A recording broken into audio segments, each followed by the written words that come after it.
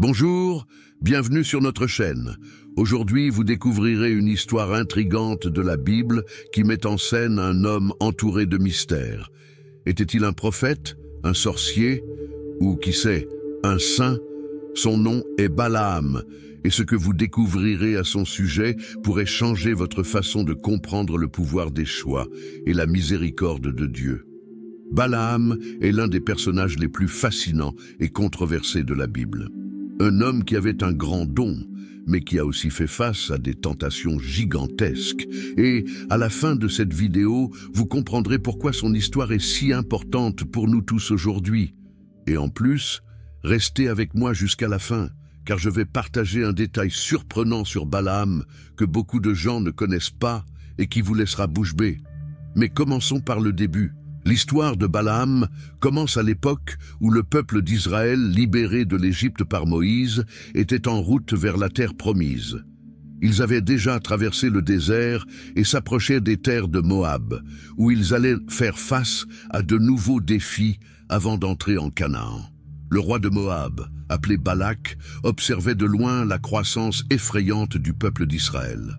Il savait que ce peuple avait vaincu d'autres grands royaumes, comme les Amoréens, et cela créait une profonde peur dans le cœur de Balak. Il craignait que Moab ne soit le prochain à être détruit par les Israélites. Mais que faire? Balak savait qu'il n'avait pas assez de puissance militaire pour vaincre Israël. Il décida donc de recourir à quelque chose de beaucoup plus sombre. Il fit venir Balaam, un homme connu pour ses capacités spirituelles. Balaam avait la réputation d'être capable de bénir et de maudire les gens avec un grand pouvoir. Celui qu'il bénissait était béni, celui qu'il maudissait était maudit. Cette renommée fit de Balaam un personnage d'un grand intérêt pour le roi. Voici un point important. Balaam n'était pas un Israélite. Il vivait dans une région appelée Pétor, près de l'Euphrate, et loin du champ de bataille où marchait le peuple d'Israël.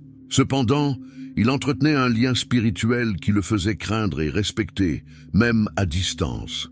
Balak, désespéré, envoya des messagers pour embaucher Balaam avec une mission spécifique, maudire le peuple d'Israël. Les messagers emportèrent avec eux de grandes richesses, promettant à Balaam une récompense importante s'il acceptait la proposition du roi. Le décor était planté pour un choc spirituel aux proportions épiques. Que ferait Balaam? La réponse à cette question nous amène au premier défi majeur auquel il serait confronté. Lorsque les messagers de Balak arrivèrent chez Balaam, ils apportèrent avec eux une requête simple, mais chargée de mauvaises intentions. « Venez, maudis ce peuple sorti d'Égypte, car ils sont nombreux et puissants. Si tu les maudis, peut-être pourrons-nous battre-les et chasser-les du pays. » La proposition était accompagnée de nombreux cadeaux et promesses de grandes richesses. Et voici le point crucial. Balaam, en tant que personne ayant un certain lien avec le Dieu d'Israël, savait qu'il ne s'agissait pas de n'importe quelle demande. Il était appelé à se retourner contre le peuple de Dieu. Malgré cela, Balaam n'a pas donné de réponse immédiate. Au contraire, il a demandé que les messagers restent cette nuit-là car ils consulteraient le Seigneur sur ce qu'ils devaient faire. Cela ressemble à un acte de prudence, non? Mais ici, nous voyons déjà le premier signe que Balaam hésitait à suivre ce qu'il savait être le bon chemin. Cette nuit-là, Dieu apparut à Balaam et alla droit au but. Ne pars pas avec eux et ne maudis pas le peuple, car il est béni. Le message de Dieu était clair et direct. Balaam devait rester à l'écart de cette tentation et ne pas s'impliquer dans les plans du roi Balak.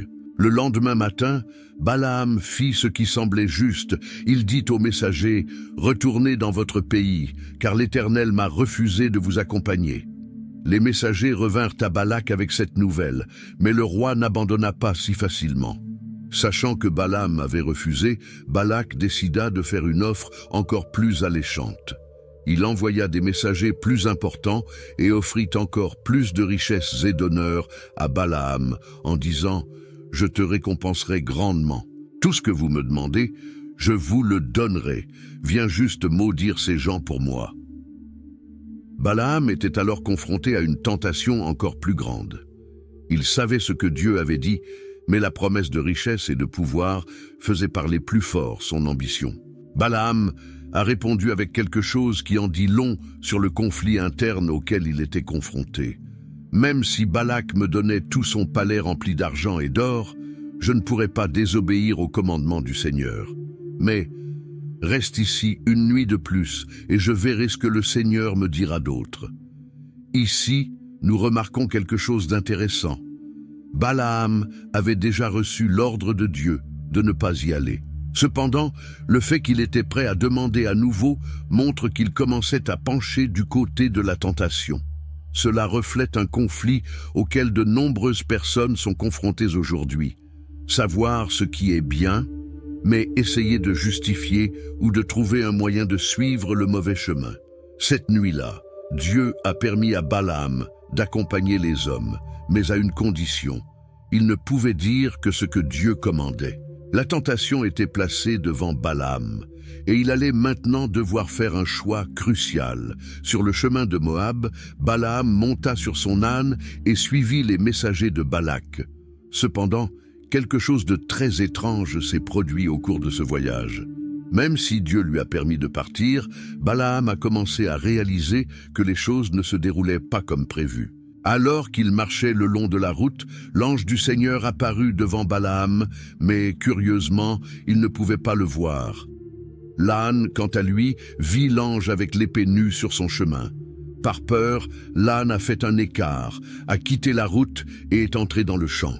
Balaam, frustré, frappa l'animal pour le remettre sur le chemin, mais l'ange réapparut dans un autre endroit où il n'y avait aucun moyen de l'éviter. L'âne s'est appuyé contre un mur pour éviter l'ange et, ce faisant, a écrasé le pied de Balaam contre le mur.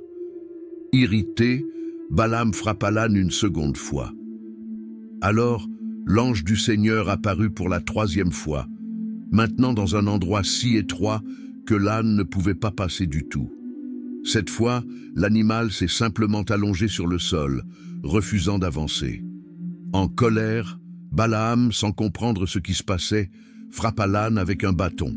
C'est à ce moment-là que quelque chose d'incroyable s'est produit. Le Seigneur ouvrit la gueule de l'âne et l'animal dit « Que t'ai-je fait pour que tu me frappes 3 fois ?» Balaam étonnamment répondit à l'âne, comme si c'était la chose la plus naturelle du monde. « Tu t'es moqué de moi ? Si j'avais une épée à la main, je t'aurais déjà tué. » L'âne continua alors. « Ne suis-je pas l'âne que tu as monté toute ta vie? Ai-je déjà fait ça auparavant ?» C'est alors seulement que Dieu ouvrit les yeux de Balaam, et il vit finalement l'ange du Seigneur lui barrer le chemin, une épée à la main. L'ange réprimanda Balaam pour avoir battu l'âne et l'avertit que si l'animal ne s'était pas égaré, il aurait déjà été tué. Balaam se rend alors compte que son voyage est surveillé et qu'il est sur le point de commettre une erreur fatale. Cet événement était un avertissement clair pour Balaam. Il allait à l'encontre de la volonté de Dieu et Dieu essayait de l'arrêter. Malgré tout, Balaam insista pour le suivre, conscient désormais que sa mission ne serait pas simple. Il lui proposa de revenir, mais l'ange lui permit de continuer, lui rappelant encore une fois qu'il ne pouvait dire que ce que Dieu commandait. Balaam se rendit à Moab et rencontra finalement le roi Balak. Le roi le reçut avec beaucoup d'enthousiasme, car il croyait qu'avec Balaam à ses côtés, il pourrait enfin vaincre les Israélites. Balak emmena Balaam sur une colline d'où l'on pouvait voir une partie du camp d'Israël. Et c'est alors que Balak demanda ce qu'il désirait tant, que Balaam maudisse le peuple. Ici, le grand moment de tentation atteint son paroxysme. Balaam avait été embauché, il était devant le roi et les richesses promises étaient à sa portée.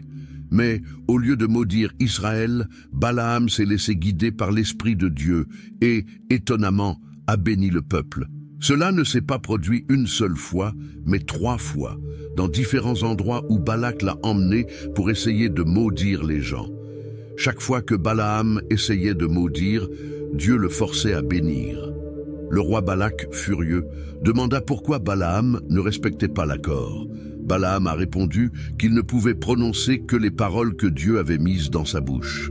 Pourtant, Balaam, plein d'ambition, continuait d'essayer de plaire à Balak, espérant trouver un moyen de gagner la récompense sans désobéir complètement à Dieu. C'est ici que la véritable chute de Balaam eut lieu. Bien qu'il n'ait pas directement maudit Israël, Balaam a conseillé à Balak d'utiliser une autre stratégie pour affaiblir le peuple de Dieu. Il suggéra que Balak séduise les Israélites par l'intermédiaire de leurs femmes moabites, les amenant à s'égarer et à adorer d'autres dieux. Cette suggestion fut dévastatrice pour Israël, qui tomba dans le péché en s'impliquant dans les pratiques païennes des Moabites, ce qui entraîna un grand châtiment divin. Les conséquences des actions de Balaam furent profondes et douloureuses. Bien qu'il évitait de maudire directement le peuple, sa ruse et son désir de gain l'ont amené à trahir le plan de Dieu, ce qui a provoqué une calamité sur le peuple qu'il était censé protéger. Après l'échec de Balaam à maudire directement le peuple d'Israël, les conséquences de sa mauvaise influence commencèrent à apparaître rapidement.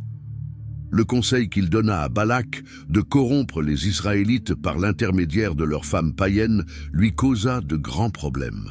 De nombreux Israélites commencèrent à s'impliquer auprès des Moabites, tombant dans le piège suggéré par Balaam.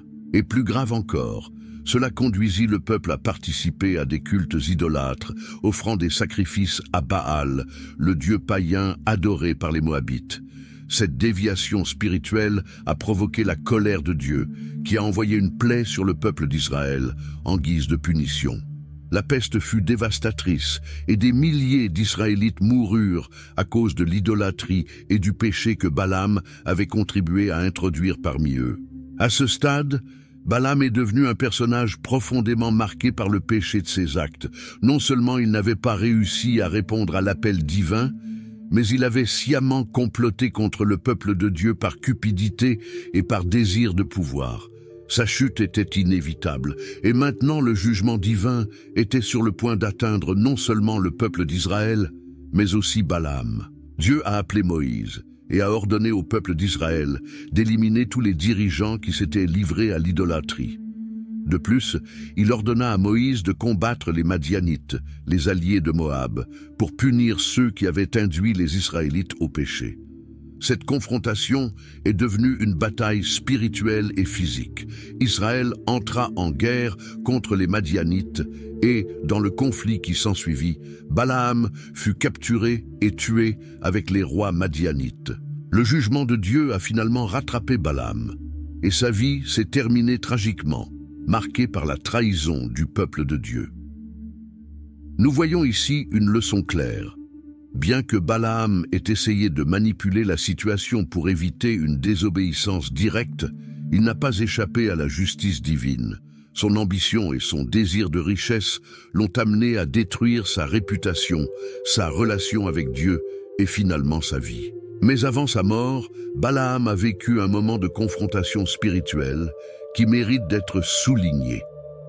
Lorsqu'il réalisa que sa tentative de maudire Israël se transformait en bénédiction, il comprit la puissance inébranlable de Dieu. Dans Nombre 24, Balaam prophétise même sur l'avenir du peuple d'Israël et dans cette prophétie, il mentionne la venue d'une étoile de Jacob, une référence messianique à Jésus-Christ. Même au milieu de sa chute, Balaam fut utilisé pendant un bref instant par Dieu pour proclamer l'une des prophéties les plus importantes concernant la venue du Messie. Ce moment montre que même lorsque nous sommes au plus bas, Dieu peut nous utiliser pour ses desseins. Cependant, le cœur de Balaam restait corrompu et il ne fit pas preuve du véritable repentir qui aurait pu le sauver de son destin final. La chute de Balaam, qui a commencé avec ses choix avares et s'est terminée avec sa mort, a laissé un héritage de jugement qui résonnera pendant des générations. L'impact de ses actions n'était pas seulement personnel, mais affectait à la fois le peuple d'Israël et les nations qui l'entouraient. Et même si sa vie a pris fin, les conséquences de ses décisions perdurent. La bataille entre Israël et les Madianites était un acte de justice ordonné par Dieu en réponse directe au péché que Balaam avait encouragé. Lorsque l'armée d'Israël a vaincu les Madianites, la mort de Balaam était un symbole clair du jugement divin. Ce n'était pas seulement un homme qui essayait de manipuler le plan de Dieu, c'est devenu un outil de corruption et de destruction. Cet épisode est un profond avertissement sur le prix des mauvais choix. Balaam a essayé de trouver un moyen d'obtenir richesse et pouvoir sans désobéir directement à Dieu. Cependant, en cherchant une faille dans les ordres divins, il a fini par se laisser consumer par sa propre ambition. Dieu n'est pas trompé par nos intentions cachées, et Balaam l'a découvert à ses dépens. Même après sa mort, la mémoire de Balaam est restée gravée dans les mémoires comme un exemple de désobéissance et de trahison. Dans le Nouveau Testament, le nom de Balaam est mentionné comme symbole d'erreur.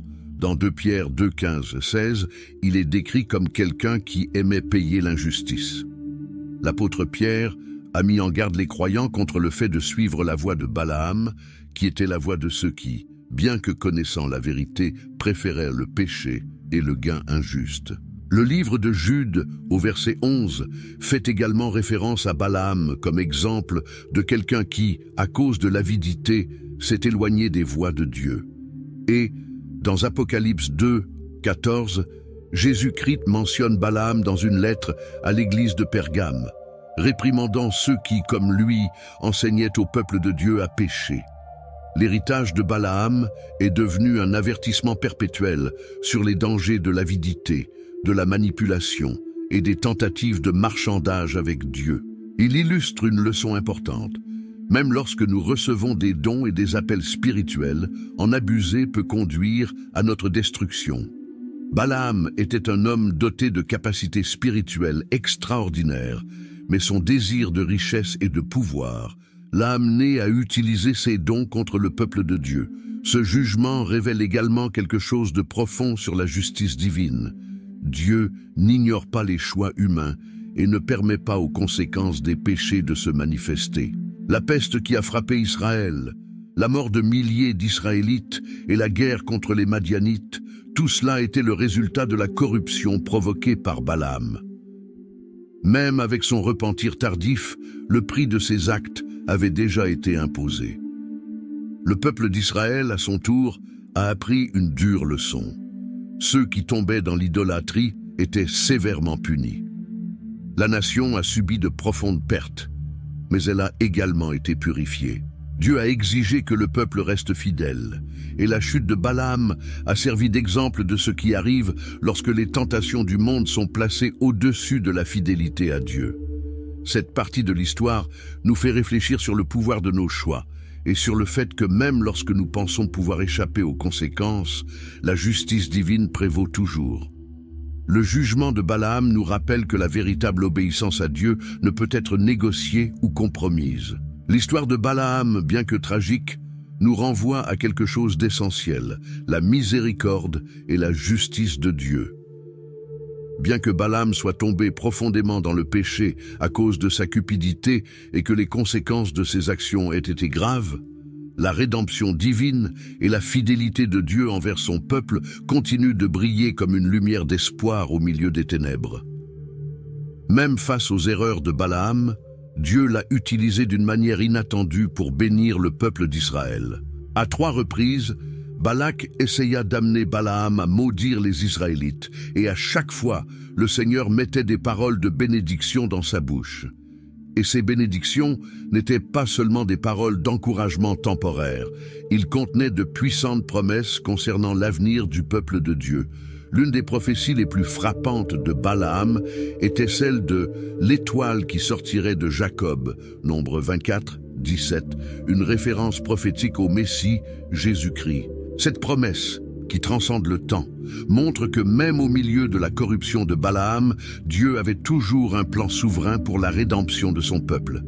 L'étoile représente la venue du Sauveur, celui qui apporterait la rédemption et la guérison aux nations, y compris aux descendants d'Israël. Ce moment est un rappel de la puissance rédemptrice de Dieu. Il peut utiliser même les erreurs et les faiblesses humaines pour accomplir ses desseins. La prophétie de Balaam, bien qu'inattendue, est devenue partie intégrante des Écritures et résonne encore aujourd'hui comme une anticipation de la venue du Christ, celui qui apporterait la véritable rédemption à toute l'humanité. De plus, nous voyons que malgré les tragédies causées par la désobéissance d'Israël et la corruption de Balaam, Dieu offre toujours un chemin de restauration. La peste qui s'abattit sur le peuple, résultat de son idolâtrie, était un jugement sévère, mais en même temps, c'était un processus de purification. Ceux qui se repentaient et retournaient au Seigneur pouvaient trouver la rédemption et la miséricorde. Cela démontre que peu importe jusqu'où l'on va, un repentir sincère peut ouvrir la voie à la restauration. L'histoire de Balaam nous rappelle que Dieu est patient et patient. Même lorsqu'il a permis à Balaam de suivre son chemin, Dieu lui a donné plusieurs occasions de faire demi-tour et de faire ce qui était juste. Et même si Balaam est tombé, l'histoire biblique montre que la rédemption est toujours disponible pour ceux qui recherchent le Seigneur d'un cœur sincère. Cela s'applique non seulement aux personnages bibliques, mais aussi à chacun d'entre nous. Dieu, dans sa miséricorde infinie, œuvre pour nous racheter, même lorsque nous échouons. Dans le cas de Balaam, nous voyons que malgré ses décisions tragiques, Dieu a utilisé même ses erreurs pour renforcer Israël et révéler davantage son plan de salut. Cela nous rappelle que peu importe le nombre d'erreurs que nous commettons, la grâce divine est disponible pour ceux qui se tournent vers lui. La rédemption de Dieu est une promesse constante dans les Écritures. Et cette rédemption, qui avait été prophétisée par Balaam au milieu de son propre échec, s'est pleinement accomplie avec la venue de Jésus-Christ. Cette étoile de Jacob a apporté la lumière du salut au monde, nous offrant à tous la possibilité d'être rachetés et restaurés. L'histoire de Balaam peut sembler à première vue être l'histoire tragique d'un homme qui a été rongé par l'avidité et a perdu son lien avec Dieu. Et en effet, c'est une partie essentielle de son héritage. Mais si nous regardons plus profondément, nous trouvons des leçons spirituelles précieuses qui transcendent le temps et parlent directement à nos cœurs aujourd'hui. L'héritage de Balaam est sans aucun doute complexe. Ce n'était pas un simple méchant qui s'opposait à Dieu depuis le début. Balaam était un prophète spirituellement doué, quelqu'un qui avait un lien avec le divin et qui comprenait la puissance de Dieu. Cependant, sa cupidité, son désir de pouvoir et son manque de soumission totale à la volonté de Dieu l'ont amené à faire des choix qui l'ont éloigné de son objectif initial. Sa vie nous enseigne les dangers d'une ambition excessive et de la recherche d'un gain matériel plutôt que de l'obéissance à Dieu. Balaam a essayé de trouver un juste équilibre entre suivre la volonté de Dieu et satisfaire ses propres désirs. Il a essayé de plaire aux deux côtés, Dieu et Balak, mais il est finalement tombé dans les pièges de ses propres actions. Cette leçon est claire pour nous. On ne peut pas servir deux maîtres. Jésus-Christ, en Matthieu 6, 24, a déclaré que personne ne peut servir deux maîtres, faisant référence à l'impossibilité pour quelqu'un d'être fidèle à la fois à Dieu et à l'argent. L'histoire de Balaam illustre parfaitement ce principe. Il essayait de plaire à Dieu et en même temps recherchait des récompenses matérielles, mais il finit par tout perdre. L'une des leçons les plus frappantes que nous puissions tirer de Balaam concerne le pouvoir de nos choix.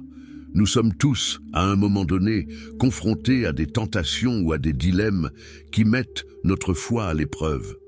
Balaam a eu l'occasion de faire ce qui était juste, de suivre fidèlement les commandements de Dieu sans hésitation.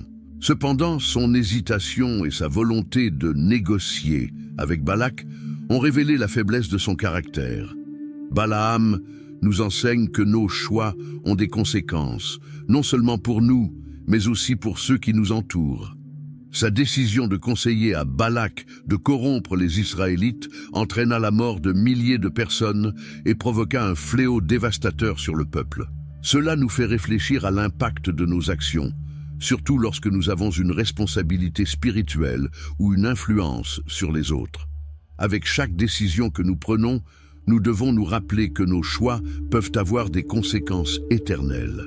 Par conséquent, nous devons toujours rechercher la direction de Dieu et lui être fidèles, même lorsque les tentations semblent attrayantes. Malgré toutes les erreurs de Balaam, quelque chose d'extraordinaire s'est produit. Dieu l'a utilisé pour prophétiser des bénédictions sur Israël.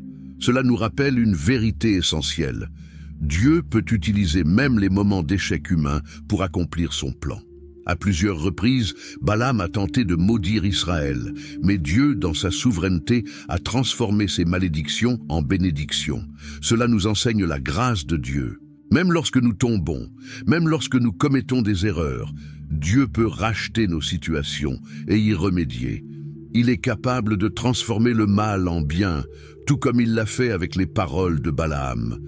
Cela n'exonère pas Balaam de sa responsabilité, mais cela nous montre que la miséricorde de Dieu est plus grande que n'importe quelle erreur humaine. L'une des parties les plus impressionnantes de l'héritage de Balaam était sa prophétie concernant l'étoile de Jacob et le sceptre qui surgirait d'Israël. Nombre 24, 17. Cette prophétie faisait directement référence au futur Messie, Jésus-Christ, qui viendrait racheter non seulement Israël, mais toute l'humanité. Cela nous montre que même au milieu de la chute, Dieu peut utiliser les gens pour révéler sa vérité. La prophétie de Balaam concernant le Messie nous rappelle que le salut viendrait et qu'il viendrait par Jésus. Cette prophétie nous relie directement au plan rédempteur de Dieu, qui a commencé dans l'Ancien Testament et a culminé avec la vie, la mort et la résurrection de Jésus.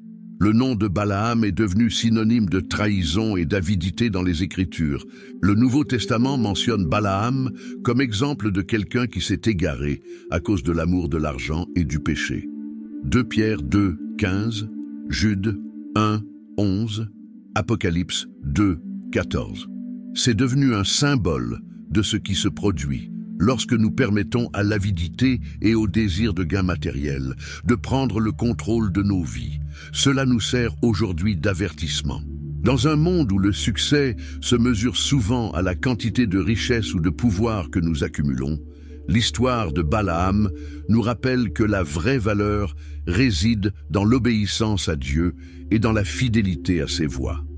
La poursuite des richesses terrestres peut nous détourner du dessein éternel que Dieu a pour nous. La vie de Balaam est un puissant avertissement sur les dangers de compromettre notre foi et de rechercher des gains temporels au détriment de l'obéissance à Dieu. Il nous enseigne que même avec des dons et des appels spirituels, nous pouvons tomber si nous ne gardons pas notre cœur aligné sur les desseins de Dieu. En même temps, son histoire nous montre également la puissance de la grâce de Dieu et son désir de racheter même les pires erreurs humaines. La prophétie de Balaam concernant le Messie souligne le plan rédempteur de Dieu qui culmine dans le salut que nous recevons par Jésus-Christ. L'héritage de Balaam nous rappelle que la véritable obéissance à Dieu ne peut être négociée ou compromise. Nous devons garder notre cœur concentré sur lui, toujours rechercher sa direction et résister aux tentations qui nous éloignent de son chemin. Si nous apprenons des erreurs de Balaam, nous pouvons éviter les pièges auxquels il a été confronté et vivre une vie de fidélité et de bénédiction sous la direction divine.